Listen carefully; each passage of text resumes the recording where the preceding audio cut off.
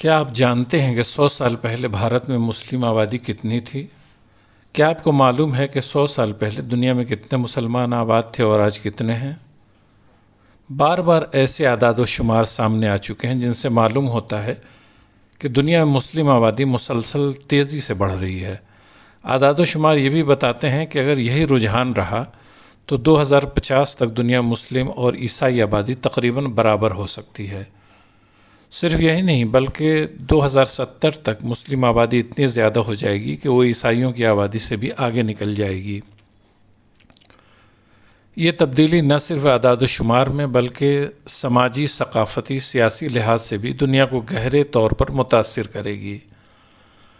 حال ہی میں پیو ریسرچ سینٹر کی ایک رپورٹ میں انکشاف ہوا تھا کہ 2010 سے 2020 کے درمیان مسلم آبادی میں 34.7 کروڑ کا اضافہ ہوا اور یہ بڑھ کر 194.6 کروڑ ہو گئی۔ اس کے ساتھ ہی دنیا میں مسلمانوں کا تناسب 25.6% ہو چکا ہے۔ یہ تو ابھی کے اعداد و شمار ہیں، لیکن کیا آپ جانتے ہیں کہ 100 سال پہلے دنیا میں کتنے مسلمان تھے اور اب ان کی آبادی کتنی بڑھ چکی ہے؟ آئیے جانتے ہیں۔ آج سے 100 سال پہلے یعنی 1925 میں بھی دنیا میں مسلمان موجود تھے، لیکن ان کی تعداد اتنی زیادہ نہیں تھی جتنی آج ہے۔ موجودہ وقت میں مسلمانوں کی آبادی بڑی تیزی سے بڑھ رہی ہے۔ 100 سال پہلے دنیا میں مسلمانوں کی آبادی 20 کروڑ کے آس پاس تھی، جو اس وقت کی دنیا کی ٹوٹل آبادی کا تقریباً 12% تھا، جبکہ 2025 میں یہ تعداد بڑھ کر 200 کروڑ سے زیادہ ہو چکی ہے، جو کہ رپورٹ کے مطابق تقریباً 25% ہے۔ 1925 میں دنیا کی آبادی 200 کروڑ کے قریب تھی اور اب 2025 میں یہ 800 کروڑ سے زیادہ ہو چکی ہے، جو کہ رپورٹ کے مطابق تقریباً 25% ہے۔ 1925 میں دنیا کی آبادی 200 کروڑ کے قریب تھی اور اب 2025 میں یہ 800 کروڑ سے زیادہ ہو چکی ہے۔ رپورٹ کے مطابق گزشتہ 100 سالوں میں دنیا کی آبادی تقریباً 4 گنا بڑھی ہے، جبکہ مسلم آبادی 10 گنا بڑھ گئی ہے۔ 1951 کی مردم شماری کے مطابق بھارت میں مسلمانوں کی آبادی 3 کروڑ 54 لاکھ تھی، جو کل آبادی کا 9.8% تھی۔ مردم شماری کے مطابق 2020 میں صرف بھارت میں مسلمانوں کی آبادی بڑھ کر 14.3% ہو گئی ہے۔ جس رفتار سے مسلم آبادی میں اضافہ ہو رہا ہے، اس کے پیش نظر اندازہ لگایا جا رہا ہے کہ 1960 تک مسلمانوں کی تعداد میں 70% تک اضافہ ہو سکتا ہے۔ اس کی ایک اہم وجہ یہ ہے کہ دیگر مذہبی گروہوں کے مقابلے مسلمانوں میں نوجوانوں کی تعداد زیادہ ہے اور اسلام میں شرح پیدائش بھی زیادہ ہے۔ یہی وجہ ہے کہ اس آبادی میں تیزی سے اضافہ ہو رہا ہے۔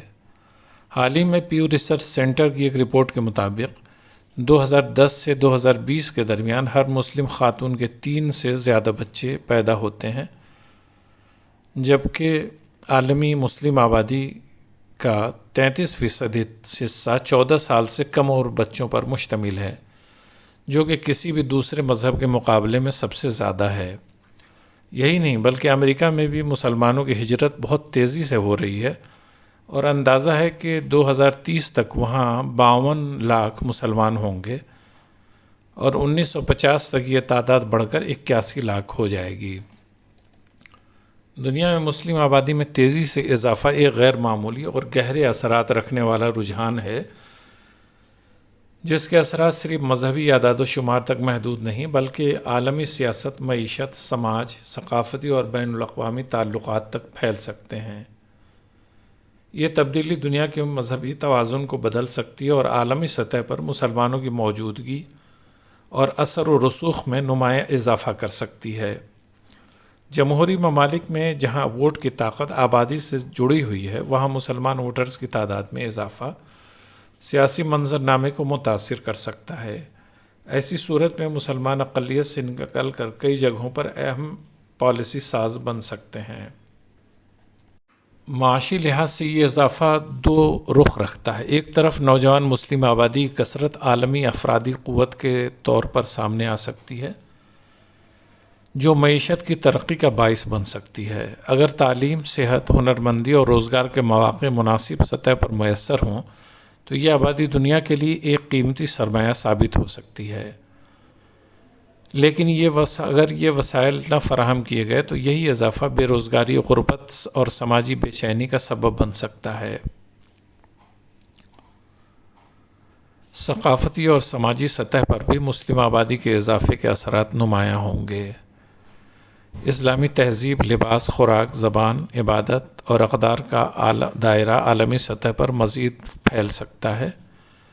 اس کے نتیجے میں بین المذاہب تعلقات میں یا تو ہم آہنگی بڑھے گی یا پھر مذہبی کشیدگیوں میں اضافہ ہو سکتا ہے، جو معاشرتی استحکام کے لیے ایک آزمائش بن سکتی ہے۔